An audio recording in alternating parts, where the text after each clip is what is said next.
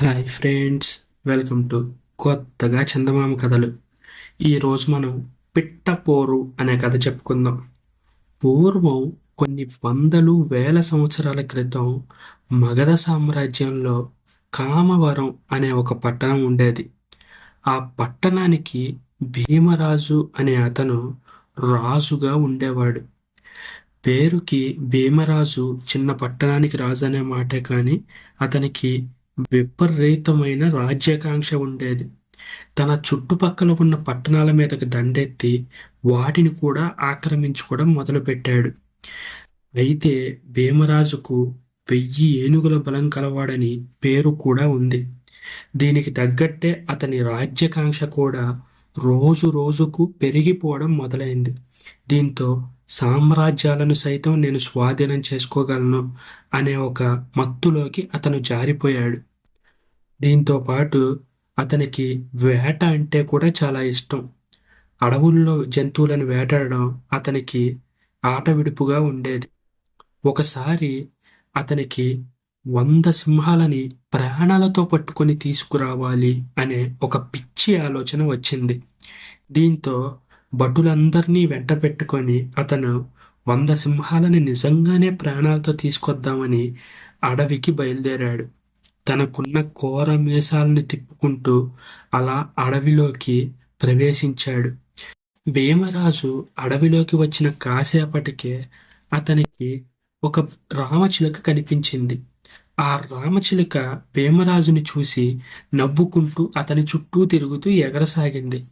ఆ రామచిలుక తనను ఎందుకు చూసి నవ్వుతుందో భీమరాజుకి ఎంత మాత్రం అర్థం కాలేదు.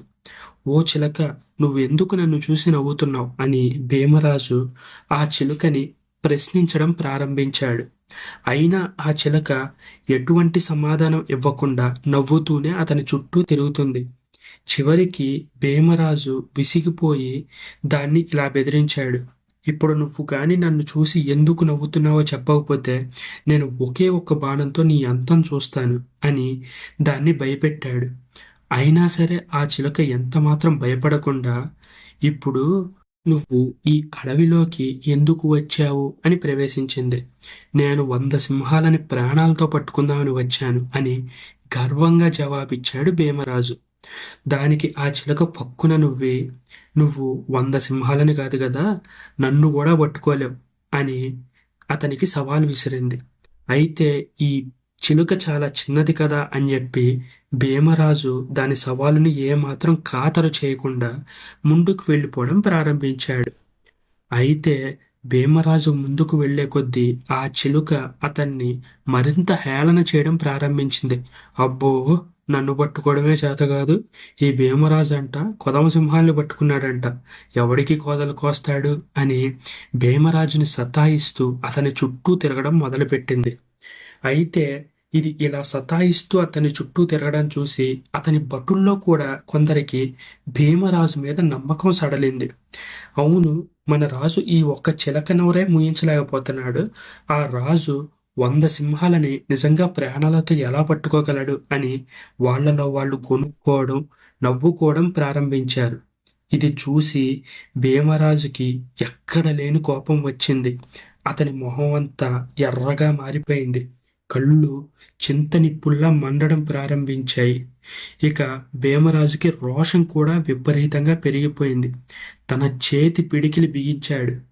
ఆ చిలకని ఎట్టి పరిస్థితుల్లో పట్టుకొందే ఈరోజు తిరిగి భటుల వద్దకి రాకూడదు అని బలంగా అనుకున్నాడు. అనుకున్నదే తడవుగా ఆ చిలకను పట్టుకుందామని దాని వెనుక పడడం ప్రారంభించాడు. భటులందరినీ ఎట్టి పరిస్థితుల్లోనూ మీరు నా వెనక రాకండి, నేను ఆ చిలకని ప్రాణాలతో పట్టుకుంటేనే తిరిగి మీ మొహం చూస్తాను అని హెచ్చరించి అక్కడి నుంచి వెళ్ళిపోయాడు చిలకని తరుముకుంటూ. ఆ చిలుక భీమరాజుని ముప్పు తిప్పలు పెట్టింది.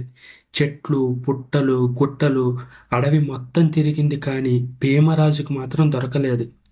అయితే ఏదో కష్టపడి మొత్తానికి భీమరాజు చిట్ట చివరికి ఆ చిలకని పట్టుకున్నాడు. దాన్ని పట్టుకొని తన భటుల వద్దకు తీసుకెళ్ళాడు. చూసారా, నేను ఈ చిలకని పట్టుకున్నాను. మీరు దీన్ని కూడా పట్టుకోలేకపోయాను అని నన్ను హేళన చేశారు. మీకు గుర్తుందా? ఇప్పుడు మీరందరూ తప్పు అని నేను రుజువు చేశాను అని ఒక చేత్తో చిలకని పట్టుకొని మరొక చేత్తో భటుల ముందు మీసం తిప్పాడు. రాజు గుప్పిట్లో ఇరుక్కున్నప్పటికీ చిలుక పకపక నవ్వడం మాత్రం ఆపలేదు. ఇప్పుడు రాజు మళ్ళీ అడిగాడు, ఏంటే చిలక, నా చేతిలో చిక్కాక కూడా నువ్వు ఇలా నవ్వుతున్నావా? నీ వెకిలి నవ్వుకి ఏంటి అర్థం అని దాన్ని ప్రశ్నించాడు.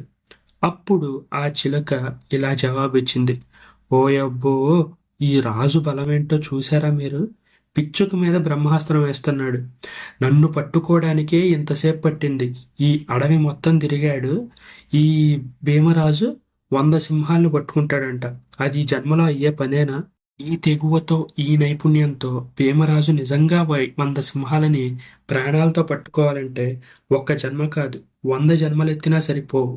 సింహాలని పట్టుకోలేక నా మీద చూపిస్తున్నావా నీ ప్రతాపం అని భీమరాజుని ఆ చిలుక ఎదురు ప్రశ్నించింది. దాని మాట వినేసరికి ఆ భటులందరికీ కూడా అది నిజమే అనిపించింది. ఒక చిలుకని పట్టడానికే ఇంతసేపు తీసుకున్నాడే మన రాజు. దాదాపు అడవంతా తిరిగాడు. ఆ చిలుక ఆయన్ని ముప్పు తిప్పలు పెట్టింది. మరి మన రాజు నిజంగా 100 ఏనుగులను ప్రాణాలతో పట్టుకోగలడంటావా?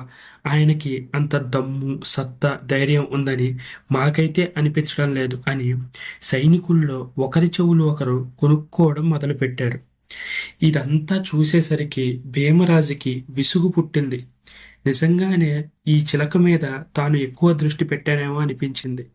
ఈ చిలకని పట్టుకోవడం మీద పెట్టిన దృష్టి సింహాలను పట్టుకోవడం మీద పెట్టుంటే ఈ పాటికి కనీసం ఒక 15-20 సింహాలనే పట్టుకునేవాడిని కదా అని రాజు మనసులో అనుకున్నాడు.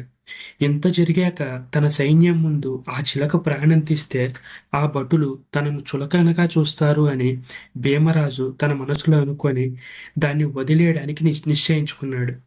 ఆ నిశ్చయించుకున్న వెంటనే, ఓ ఈ చిలక, నీకు ప్రాణభిక్ష పెడుతున్నాను, పో, బతికిపో అని ఆ చిలక్కి చెప్పి దాన్ని ఆకాశంలోకి వదిలేశాడు. అప్పుడు ఆ చిలక అతని చేతిలో నుంచి బయటికి రాగానే కొంచెం ఎత్తుకు వెళ్ళి ఆకాశంలో ఒక పల్టీ కొట్టి మళ్ళీ రాజుని చూసి, హహ, మహారాజా, నా చేతిలో నువ్వు ఓడిపోయావు. నువ్వు నన్ను పట్టుకున్నావు కానీ చంపలేకపోయావు. నా తెలివితో నేను నిన్ను బోల్తా కొట్టించాను అని భీమరాజును మళ్ళీ హేళన చేసింది. అయితే భీమరాజు ఈసారి నిజంగానే దాని తెలివిని గుర్తించాడు. తనకి బలం ఉన్నది కానీ ఆ చిలకకి ఉన్న తెలివి లేదని గుర్తించాడు. ఆ చిలక తెలివికి, చిలిపితనానికి చిన్నగా నవ్వాడు.